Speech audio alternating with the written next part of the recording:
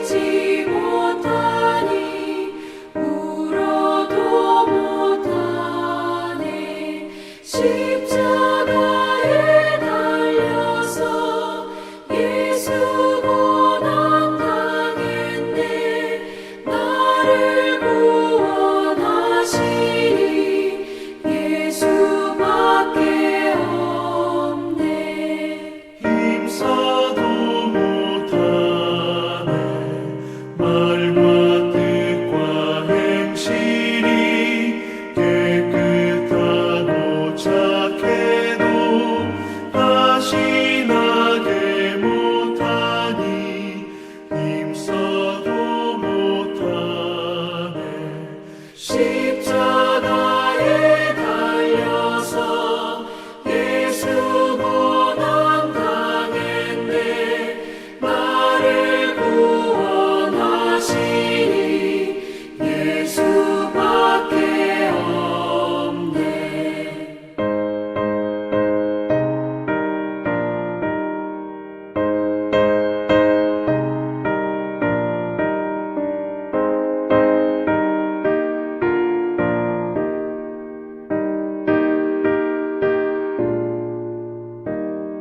참아도 못하네. 할 수 없는 죄인이 흉한 죄에 빠져서 어찌하니 죽을까. 참아도 못하네. 십자가에 달려서 예수 고난 당했네. 나를 구원하시니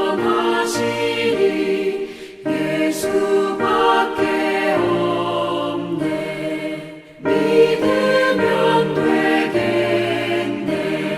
주 예수만 믿어서 그 은혜를 힘입고 오직 주께 나가면 영원 삶을 얻네. 십자가에 달려서 예수 고난 당했네. 나를 구원하시니 예수밖에 없네.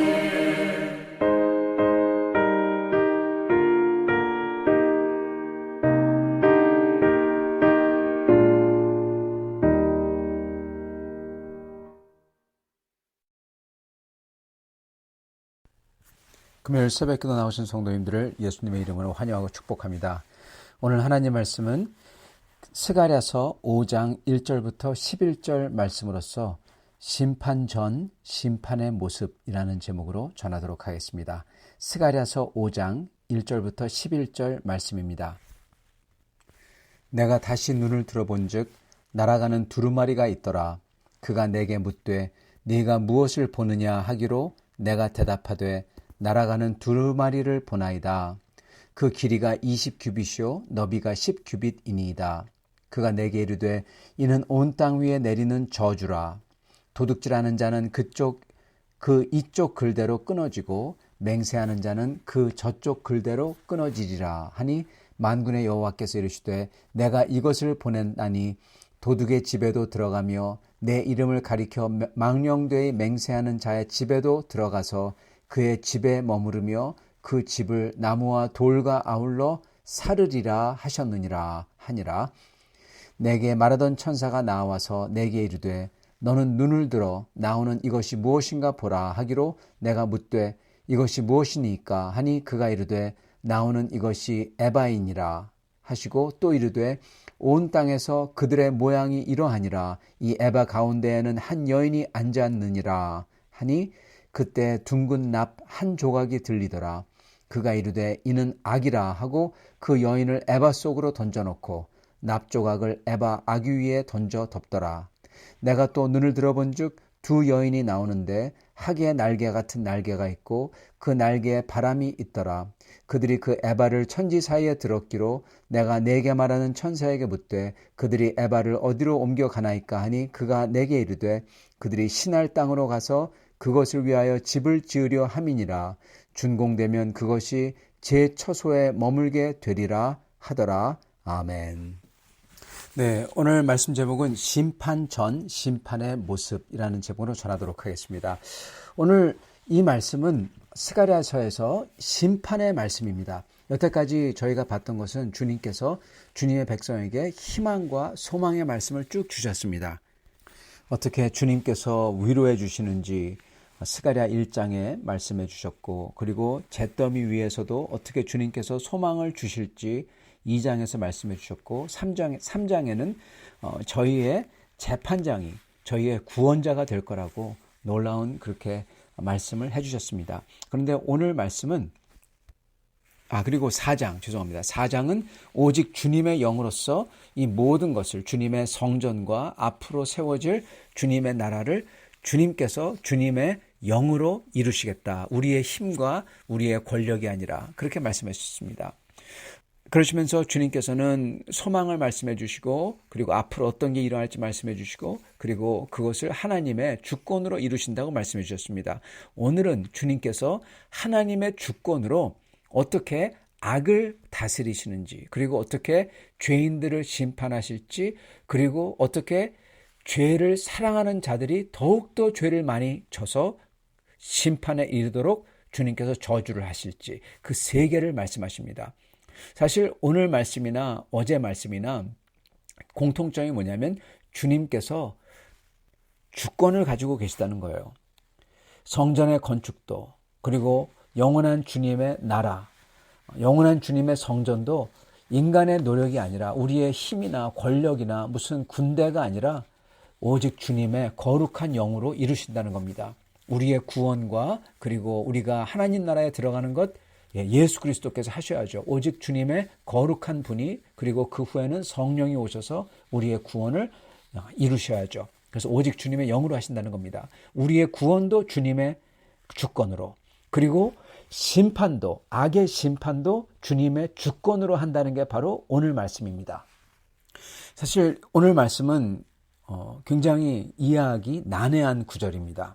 그래서 이 많은 책들을 읽어봐도 이거에 대해서 명확한 답이나 어떠한 이것도 해석을 내놓는 분들이 굉장히 드물어요. 그리고 굉장히 이것도 난해하다고 합니다. 그런데 이것을 이해할 수 있는 방법은 바로 오늘 이 말씀 그 전과 그 전체적인 문맥과 연결해서 보면은 답이 나오는 거예요. 저번 장은 주님께서 어떻게 주님의 구원과 하나님의 나라를 주님의 주권으로, 오직 주님의 영으로 이루실지를 말씀해 주셨고, 오늘 말씀은 심판과, 죄인들의 심판과 나쁜 사람들의 저주와, 그리고 악의 심판, 악 그 자체의 심판도 어떻게 주님께서 주님의 주권으로 그것을 하실지를 보여주고 계시다는 겁니다. 그래서 오늘은, 어제는 구원을 주님의 주권으로 이루는 거라면은 오늘은 심판과 악과 죄인들의 심판을 주님의 주권으로 한다는 것을 보여주고 계시는 겁니다. 먼저 나오는 것은 모든 죄인들의 심판, 그것을 먼저 보여주시고, 그 다음에 나오는 것은 주님께서 그 모든 죄와 악도 주님의 섭리 안에, 주님이 그것을 컨트롤 하신다는 거예요. 주님의 주권이죠. 그것을 보여주시고, 그 다음에는 주님을 대항하는 자들에게 그들이 어떻게 그들의 죄가 더 커져서 마지막 때 큰 심판을 받도록 저주를 하시는지, 그 세 가지를 보여주십니다. 자, 먼저 첫 번째, 모든 죄인들의 심판, 이게 바로 이 저주의 두루마리, 그게 날아다니는 것을 보여주시는 환상으로 보여주십니다. 두루마리가 환상을 보니까 날아가요. 그 두루마리가 20규빗, 10규빗 되는 두루마리라, 책이죠. 쉽게 얘기하면은. 그렇게 말씀합니다. 20규빗, 10규빗은요, 대략 10m, 5m입니다. 10m짜리, 5m짜리 책이 날아가요. 하늘에. 엄청난 크기죠. 근데 그게 그게 하나님의 말씀이다. 하나님의 말씀이 하나님의 말씀은 그게 좋은 거 아니냐? 그런데 점점점 그게 가까이 다가올수록 거기 써 있는 글을 보니까 그게 뭡니까? 하나님의 율법, 하나님의 법. 그러므로 이게 우리에게는 저주인 겁니다. 성도 여러분, 하나님의 율법은, 하나님의 말씀은, 거룩한 하나님 그 자체는 와우, 좋다, 나쁘다, 그게 없어요. 무슨 말이냐? 죄인인 우리에게는 거룩하신 하나님과 그 율법이 우리에게는 좋지 않다는 겁니다. 왜요? 그게 저주기 때문에. 죄인에게는 저주기 때문에. 죄인이 아닌 자에게는 너무 좋은 거죠. 그거를 C.S. 루이스라는 분이 딱 그렇게 짚으셨어요. 거룩한 하나님이, 그리고 유일하신 하나님이, 이 우주를 만드신 분이 이 우주 안에, 우주 밖에 존재한다는 것, 그거 자체가 그게 우리에게 기쁜 일이 아니다. 사실은 그게 공포스러운 일이다. 그렇게까지 말했습니다. 맞습니다. 바로 그것을 지금 보여주고 계신 겁니다. 두루마리가 날아옵니다. 근데 그게 무시무시한 겁니다. 저주예요. 그래서 이렇게 얘기합니다. 이는 온 땅 위에 내리는 저주라. 그러면서 누구를 저주하냐? 여기 보면은 도둑질하는 자. 그는 이쪽 글대로 끊어지고, 맹세하는 자는 저쪽 글대로 끊어지자. 글. 이 두루마리에 써 있는 글이죠. 그 글대로, 그 말씀을 따라서 끊어진다. 멸해진다는 겁니다. 칼로 끊어지다. 그 뜻입니다. 칼로 없어진다. 즉 죽는다는 거죠. 멸한다는 거죠. 그러면서 이쪽 저쪽이 나옵니다. 즉 한쪽 끝과 또 한쪽 끝을 얘기하는 거예요. 즉 극과 극입니다. 그리고 그 중간에 모든 사람을 다 포함한다는 겁니다. 그게 그 뜻입니다. 예를 들어서 하늘과 땅 그랬을 때 하늘 맨 위에 끝이죠. 땅 맨 밑에 끝입니다. 그리고 하늘과 땅 그러면은 그 사이에는 모든 것을 다 뜻하는 겁니다. 바로 이겁니다. 이쪽 끝과 저쪽 끝. 근데 한쪽 끝은요, 도둑질이에요. 도둑질하는 사람들. 한쪽 끝은 맹세하는 사람들입니다. 이게 무슨 뜻일까요? 왜 그 많고 많은 죄들 중에서 도둑질 그리고 맹세하는 자 이걸 썼을까요? 십계명을 봐도 이게 풀리지가 않습니다. 그냥 십계명 중에 있는 계명들이에요. 제 1계명도 아니고 마지막 계명도 아니에요. 1계명은 하나님 외에는 다른 신을 섬기지 말라는 것과 마지막 계명은 다른 사람 것을 탐하지 말라는 거죠. 근데 이거는 그게 아니에요. 근데 왜 이쪽 끝 저쪽 끝 했을까? 왜냐하면 여러분 이거는 그냥 율법을 말씀하는 게 아니라 사람의 그 심리랄까요? 아니면 사회적인 모습일까요? 그걸 지금 설명하고 있기 때문에 그렇습니다, 여러분. 도적질은 뭡니까? 도적질은요, 대표가 되는 거죠. 대표격인 것으로서 드러내놓고 죄를 짓는 사람들. 도둑질에 모든 게 다 포함되어 있는 거예요. 도둑질은 사실 조그만 겁니다. 다른 거에 비하면. 그죠? 사람을 죽이는 살인이나 거짓 증거나 이거에 비해서는 뭐 엄청나게 작은 거죠. 근데 제일 작은 거를 보여주심으로써 더 큰 거는 제일 작은 것도 이러는데 하다못해 더 큰 거는 말할 필요가 없다는 겁니다. 그게 그 뜻입니다. 그래서 제일 작은 걸 보여주시는 겁니다. 근데 도적질은요, 그냥 죄입니다. 그냥 쉽게 얘기하면. 십계명 중에 십계명을 대표하는 걸 깨는 죄예요. 그죠? 그냥 살인이나 이 모든 것을 다 상징하는 거죠. 드러내놓고 하는 죄. 근데 보세요. 맹세라는 것은, 거짓 맹세라는 것은요, 이거는 좀 다릅니다. 거짓 맹세는 뭡니까? 안 그런 척 하면서 실제로는 이런 거죠. 죄 안 짓는 것처럼 안 그런 척 하면서 죄를 짓는 부류입니다. 한쪽은 드러내놓고 죄를 짓는 사람들. 진짜 그냥 무식하게, 단순 무식하게 그냥 죄 짓는 사람들. 근데 한쪽은 우리는 죄 안 져. 그러면서 죄 짓는 사람들이라는 것입니다. 그게 거짓 맹세죠. 즉, 주님은 지금 범죄자와 바리새인들을 둘 다 커버하시는 겁니다, 여러분. 여기는 바리새인이 아직 안 나오지만, 즉 그 극과 그 극을 다 포함하는 거예요. 그렇기 때문에 제가 말씀드린 것처럼 이거는 인간의 어떤 심리적인 것 또한 사회 현상이라는 걸 말씀해 주시는 겁니다. 말씀해 드린 것입니다. 죄인들이 있는데 한쪽은 그냥 죄를 져요. 드러내놓고 져요. 근데 한쪽은 그 극 또한 또 반대편의 극단은 죄를 전혀 안 짓는 것 같아요. 한쪽은 전혀 죄를 짓는 것, 완전히 죄를 짓고 한쪽은 전혀 죄를 안 짓는 것처럼 해요. 근데 그들도 죄인이라는 겁니다, 여러분. 그게 그 뜻입니다. 전부 다 죄인이에요. 근데 한쪽은 죄 짓고 한쪽은 자기는 죄를 안 짓는 것 같아요. 지금 이 둘을 다 저주하신다는 거예요. 이것은 모든 인간들의, 모든 죄인들의 심판을 보여주는 겁니다. 이 말씀이 얼마나 인간 사회와 인간의 심리를 간파하는지 모르겠습니다. 예. 죄를 대놓고 저지르는 사람들도 있지만은 안 그런 척하면서 죄를 저지르는 사람도 있다는 겁니다. 그런 사람들까지 하나님은 심판하시겠다 그러시는 거예요. 그 당시도 그랬고 예수님이 계실 때도 그랬고 지금도 그렇습니다. 저희는 그러기 때문에 나는 죄가 없다, 나는 그래도 괜찮지, 그러면 큰일 납니다, 여러분. 이 세상에는 오직 하나님 앞에 두 종류의 인간만 존재합니다. 하나는 죄를 짓고 회개하지 않는 죄인과 또 하나는 자기가 죄인이라는 것을 인정하는 죄인입니다. 예, 딱 그 두 부류예요. 자기 죄를 하나님 앞에 인정하는 사람들, 그리고 다른 사람들, 딱 그 두 부류예요. 그렇기 때문에 저희는 주님 앞에서 우리가 절대로 내가 괜찮다, 나는 그래도 죄 짓지 않았지, 나는 그래도 괜찮은 사람이지, 저 사람보다 낫지, 그런 생각을 하면 안 된다는 겁니다. 우리가 왜 저 사람보다 낫습니까? 다른 사람보다 낫습니까? 저희도 다른 면으로서 죄 많이 진 겁니다. 저 사람보다, 다른 사람보다 결코 낫지 않는 자들이라는 것입니다. 죄인인 것입니다. 그래서 저희는 그 주님 앞에 엎드려야 되는 겁니다. 그래서 오늘 말씀은 정말 날카로운 말씀입니다. 하나님께서는 모든 죄인들을 심판하시겠다.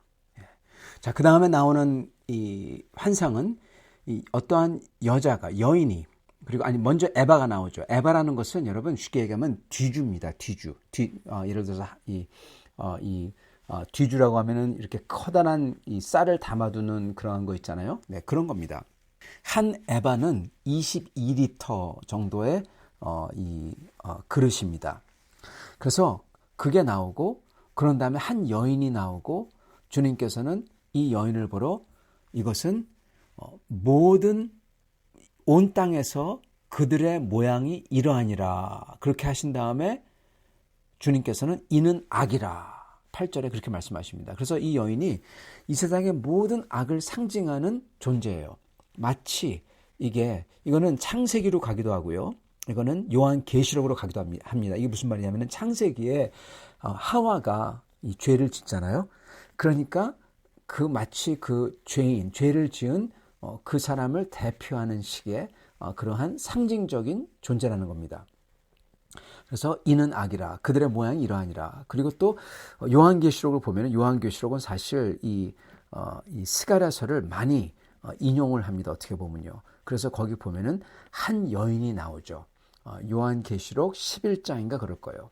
그래서 그 한 여인에게서 이제 아기가 잉태하고 그 아기가 완전히 그 아주 악한 그러한 모습으로 나오죠. 그래서 이 모든 죄가 나옵니다. 근데 주님은 그 모든 악을 그 에바 속에 던져가지고, 그런 다음에 납 한 조각, 여기는 납 한 달란트입니다. 그 무거운 납으로, 납덩이죠. 제일 무거운 거죠. 그걸로 탁 덮었다는 거예요. 봉인했다는 겁니다. 완전히 봉인. 죄를 봉인하는 주님.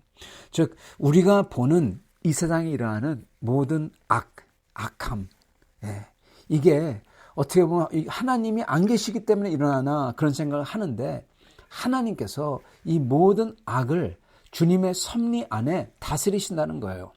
그래서 암만 악이 날뛰어도 주님께서는 주님의 궁극적인 목적을 이루신다는 겁니다. 즉 주님의 손아귀 안에 있다는 거예요. 그 주권을 지금 보여주고 있다는 겁니다. 어제는 주님께서 그 하나님의 영원한 성전과 주님의 백성을 주님께서 이끌으시는 것을 주님의 능력으로, 주님의 영으로 직접 하시겠다고 하셨죠. 그것도 주님의 이 섭리 안에 있고 주권 안에 있고 그리고 악을 다스리는 것도 주님의 주권 안에 있다는 겁니다.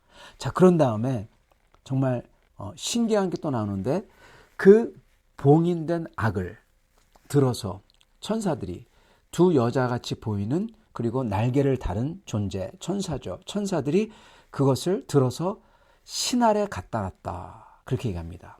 신할의 집에 갖다 놓도록 가져갔다. 이렇게 얘기합니다. 여러분, 신할이 뭡니까? 신할은요, 바로 창세기 11장에 나옵니다. 창세기 11장 4절. 또 말하되, 죄송합니다. 창세기 11장 2절. 온 땅의 언어가 하나요, 말이 하나였더라. 이에 그들이 동방으로 옮기다가 신할 평지를 만나 거기 거류하며. 신할이 여기 나오네요. 서로 말하되 자, 벽돌을 만들어 견고히 굽자 하고 벽돌로 돌을 대신하여 역청으로 진흙을 대신하고 또 말하되 성읍과 탑을 건설하여 그 탑 꼭대기를 하늘에 닿게 하여 우리 이름을 내고 온 지면에 흩어짐을 면하자 하였더니. 여러분, 바로 바벨입니다. 신할은 바벨탑의 땅이에요. 바벨탑에서 어떤 일이 일어납니까? 바벨탑에서 주님을 대항합니다. 하늘에 닿게 한다. 바벨탑에서 하늘에 닿게 한다. 그런데 우리의 이름을 내자. 그런 다음에 온 지면에 흩어짐을 면하자. 이게 뭡니까? 하늘에 닿자. 그러는 거는 하나님을 뒤집어 엎자. 그 뜻입니다. 하나님의 권세와 동등해지자. 반항의 마음이죠. 이름을 내자. 우리의 이름을 내자. 이거는 교만과 욕망과 허황됨입니다. 허황심입니다.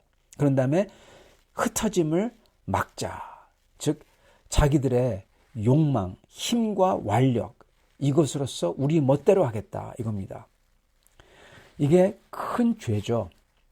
이들이 원래 죄를 가지고 이렇게 이 마음을 가지고 있었지만 하나님께서는 오히려 그들 속에 들어가서 그들이 바벨탑을 만드는 것을 주님께서 허물지 않고 짓게 하십니다.